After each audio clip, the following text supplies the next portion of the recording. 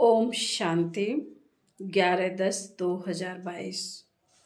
बाबा कहते हैं, मीठे बच्चे, तुम रूहानी ब्राह्मणों का आपस में बहुत बहुत प्यार होना चाहिए। आपस में मिलकर राय निकालो कि कैसे सभी को सत्य बाप का परिचय दें। प्रश्न है, बच्चे किस निश्चय के आधार पर अपना भाग्य ऊंचा बना सकते हैं? बाबा का उत्तर है, पहले जब बुद्धि में यह नाटक बैठे कि यहाँ पढ़ाने वाला स्वयं परमात्मा है, उनसे ही हमें सौभाग्य लेना है, तब पढ़ाई रोज पढ़ें और अपना सौभाग्य ऊंचा बना सकें। बाप की श्रीमत है कि बच्चे, तुम्हें किसी भी हालत में रोज पढ़ना है। अगर क्लास में नहीं आ सकते हो तो भी घर में मुरली पढ़ो। गीत है, तू प्यार का सागर है। ओम शांति। आत्माएं अर्थात बच्चे जान गए हैं कि हम आत्मा बिंदी हैं, एक स्टार मुआफिक। लेकिन जो आत्मा है वह सेल्फ के बाप को कैसे रियलाइज करे? दुनिया में कोई भी ना अपने को ना बाप को जानते हैं। तुम जानते हो हम आत्मा बिंदी हैं, कितनी छोटी हैं। बाप भी इतना छोटा है। आत्मा से परमात्मा बाप कोई बड़ा नहीं है। शरीर तो छोटा बड़ा होता है। अब तुम शिव बाबा की याद में बैठे हो। भल कोई यह भी जान जाए कि आत्मा छोटी बिंदी है, परंतु उसमें 84 जन्मों का पार्ट नूथा है। वंडर है ना, जब तक आत्मा शरीर का आधार ना लेवे तब तक पार्ट बजा ना सके। वैसे परमात्मा भी हम आत्माओं के मुआफिक छोटा है, परंतु बाप क्यों कहा जाता है? क्योंकि वह सदा पावन है। वह परमात्मा को ना जानते भी उनको बाप कहते हैं। जैसे तुम समझ से याद करते हो वैसे वह भी याद करते हैं। इतने जो भगत हैं, सबका भगवान एक है, जिसको पतित पावन कहा जाता है। तो पतित हैं अनेक और पतित पावन है एक। साधु संत परमात्मा भी बुलाते हैं। उनको गॉड फादर कहते हैं, तो सबका फादर ठहरा ना। फादर को पतित से पावन बनाने आना पड़ता है। पावन बनने का उपाय वही बताते हैं, क्योंकि आत्मा पर पापों का बोझ चढ़ा हुआ है। हम सिर्फ लिख दें कि बी होली, परंतु ऐसे स्लोगन लगाने से कोई फायदा नहीं, क्योंकि बाहर वाले तो समझ ना सके, बाकी तुमको तो समझाया हुआ है। तुमको स्लोगन की क्या दरकार है?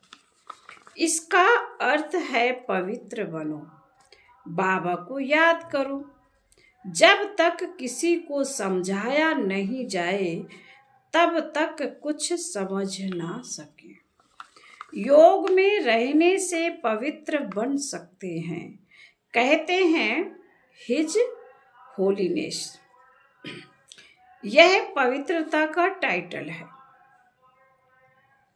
सन्यासियों को होली कहते हैं क्योंकि विकार में नहीं जाते हैं। भल वह पवित्र रहते हैं, ब्रह्मा को याद करते, परंतु जन्म विकारियों के पास लेना पड़ता है। तुमको तो कहा जाता है पवित्र रहो और शिव बाबा को याद करो। सन्यासी अपने को कर्म सन्यासी कहलाते हैं, परंतु कर्म का सन्यास होता नहीं। कर्म सन्यास तब हो जब देह ना हो। देह बिगड़ तो घर में परम धाम में रहते हैं। यहाँ कर्म का सन्यास कैसे हो सकता है? यह कहना भी झूठ है।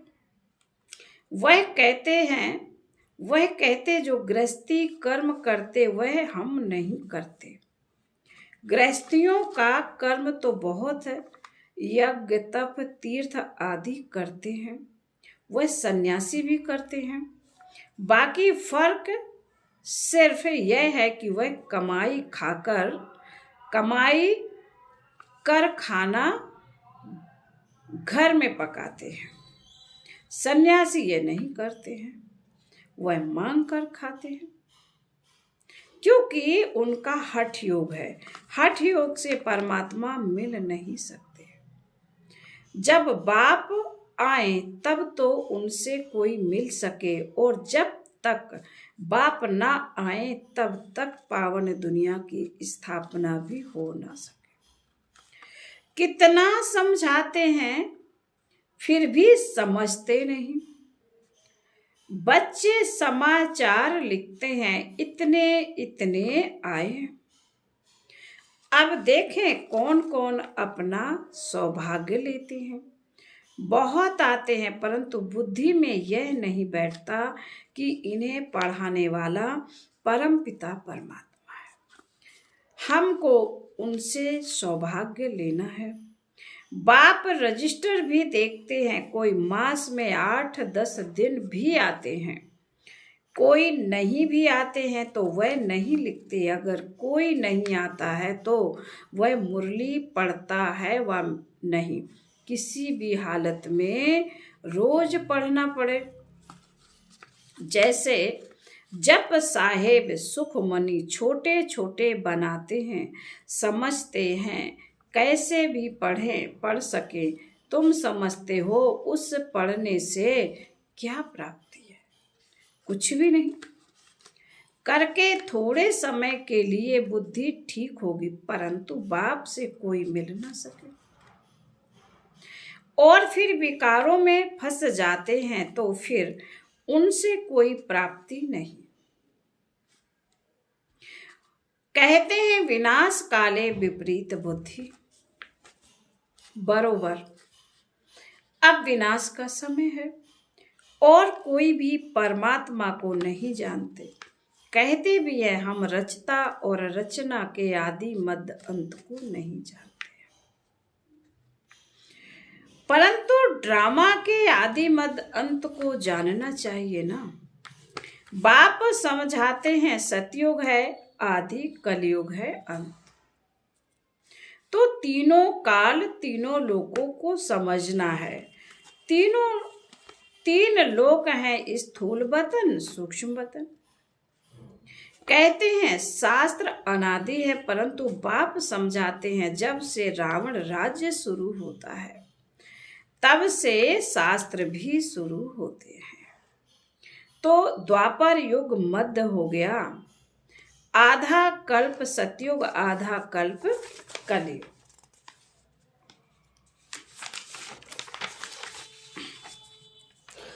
आधा का हिसाब है वह मध्य को नहीं जान सकते, क्योंकि कल्प की आयु लाखों वर्ष देती है। कहना चाहिए कि बाप को जानो, ब्रह्मा कुमार कुमारी बनो, तब वर्षा मिलेगा। पहले कोई आते हैं तो पूछो कहाँ से आए हो, कहते हैं बीके के पास। तुम कहो विचार करो, इतने ब्रह्मा कुमार कुमारियां हैं तो ब्रह्मा बाप भी होगा। कितने सेंटर्स हैं, ढेरों के ढेर ब्रह्मा कुमार कुमारियां हैं। भला इतने बच्चे एक बाप को कैसे हो सकते हैं। बाबा कहते भला इतने बच्चे एक बाप को कैसे हो सकते हैं। लिखा है प्रजापिता तो इतने ब्रह्मा कुमार कुमारियां हैं। ऐसे ऐसे समझा कर खड़ा करना चाहिए। फिर भला ख्याल करो प्रजापिता ब्रह्मा किसका बच्चा है। इतने बच्चे रचना तो परमात्मा का काम है। तो परमात्मा आता होगा ना। गाया हुआ है तुम मात पिता हम बालक तेरे।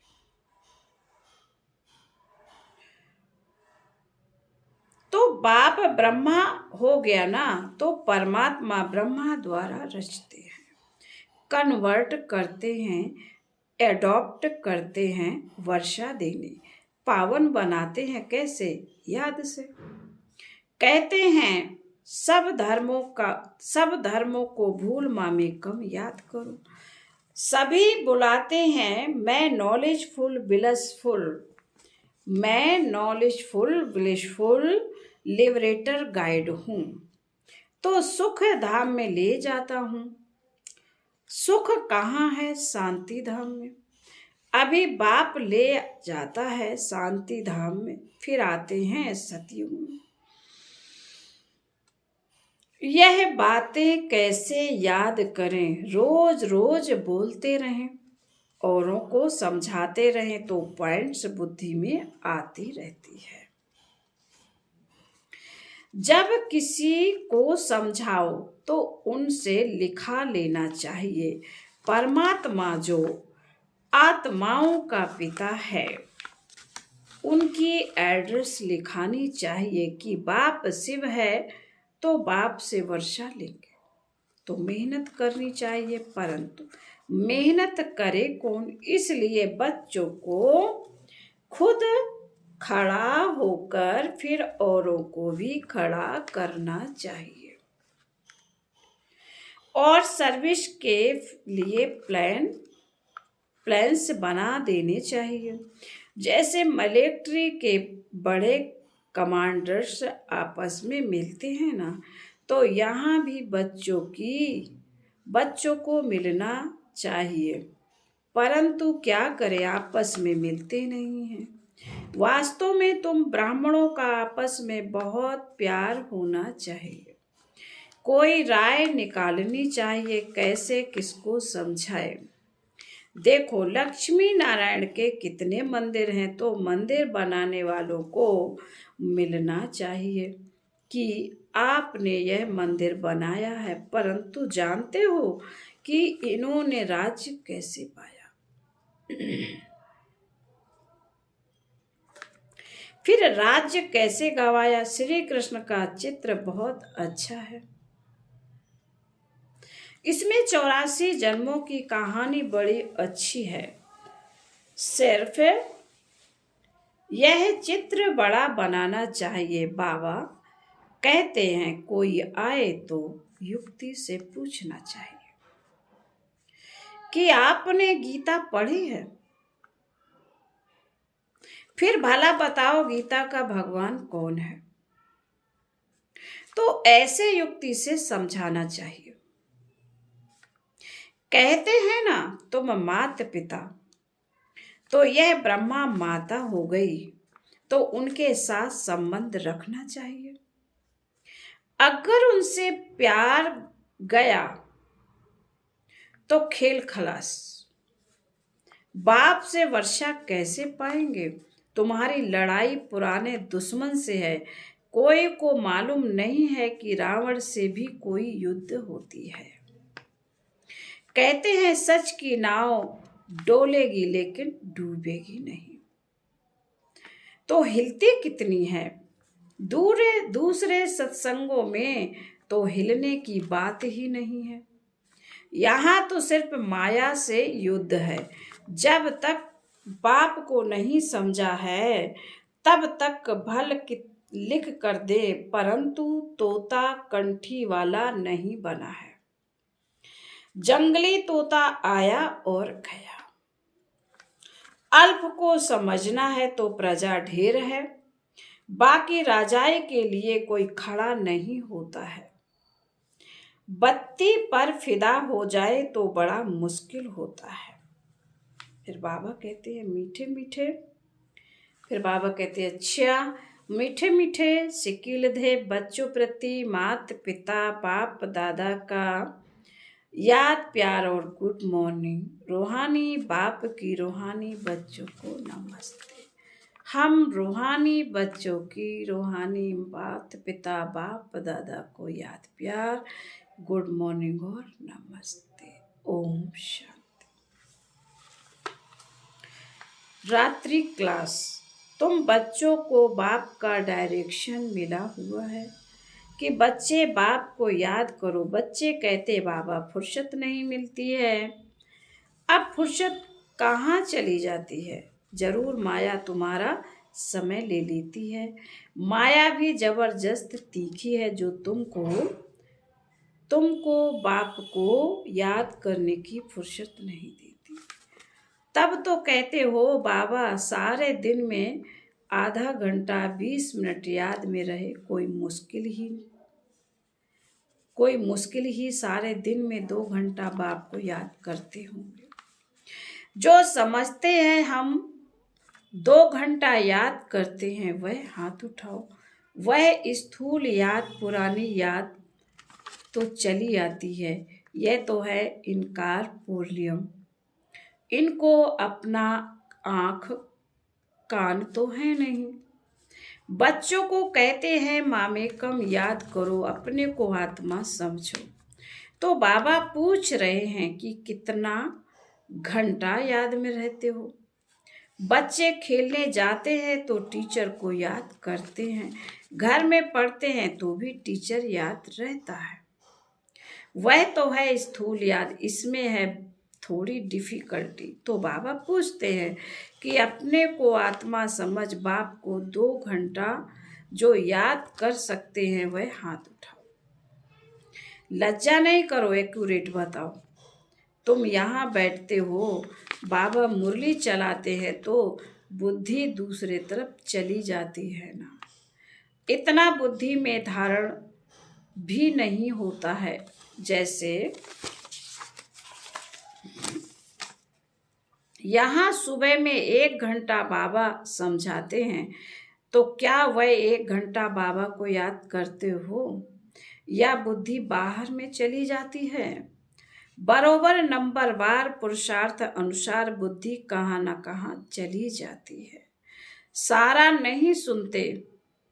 अगर सारा बैठ करके सुने और नोट करते रहें तो बाबा कहेगा हाँ इनको योग ठीक है, तो सुनते समय अटेंशन देना है और पॉइंट्स पूरा लिखना है। अगर लिंक टूटेगी तो पॉइंट्स भूल जाएगी।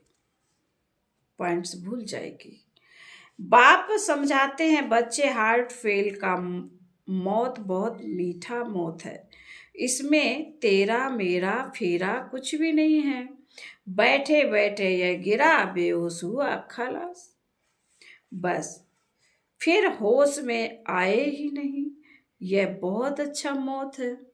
बाकी मनुष्य तो रोते पीटते हैं और तुम तो खुश होंगे, अरे वाह इनका मौत बड़ा सहज हुआ, इनको कोई दुख नहीं हुआ। अगर मौत हो तो ऐसा हो, नहीं तो दवा नर्स यह वह बहुत होते हैं ना। इसलिए जो बैठे बैठे अपनी इस पुरानी जूती को छोड़ दे, कर्मातीत अवस्था हो, ऐसी ही शरीर छोड़े तो वो सबसे अच्छा है। तुम आगे करके देखेंगे, अनायास बॉम्ब्स छूटेंगे और सब बैठे बैठे चले जाएंगे। चेहरा भी हर्षित होगा। जैसे कभी कभी अच्छे मौत होते हैं तो देखने वाले कहते हैं कि यह तो जैसे जागता है, यह तो हर्षित है। ऐसे तो कोई कह नहीं सकेंगी कि यह मर गया। आत्मा हर्षित होके जाती है ना, तो आत्मा में अगर हर्षितपना होगा तो चेहरे पर बाहर से दिखाई तो पड़ेगा ना। आत्मा कोई खत्म तो नहीं होती है, आत्मा शरीर छोड़ती है तो बड़ी खुशी से यह शरीर हंसते हुए छोड़ देगी। इसको कहा जाता है कर्मातीत अवस्था। वही इतना ऊंच गाए जाते तुम बच्चों को वैसे ही जाना है। शरीर की कोई परवाह ही नहीं है और दूसरी कोई चीज याद नहीं आवे।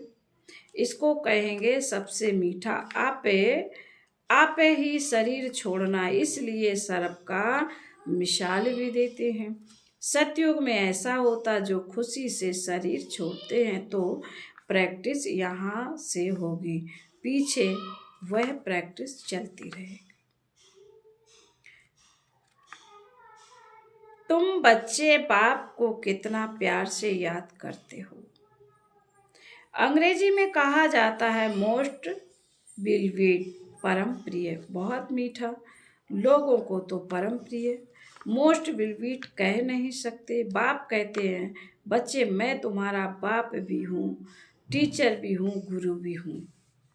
तुम कभी टीचर को भूलो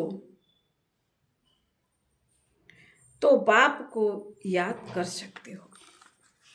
बाप गाइड है, गाइड को पंडा कहा जाता है। वह दुख से लिबरेट करने वाला है, शांति धाम में ले जाने वाला है। उसके पीछे है सुख धाम। तो तुमको यह ज्ञान घास मिलता है, फिर इसको विचार सागर मंथन करते रहो। जैसे गाय का मुख चलता रहता है, तुम्हारा तो चलने की दरकार ही नहीं। बाकी अंदर में सब कुछ याद करना है। जैसे तुम हो ऐसे हम हैं। हमको तो और भी कम घंटे मिलते हैं क्योंकि हमारा बुद्धि योग बाहर में बहुत जाता है।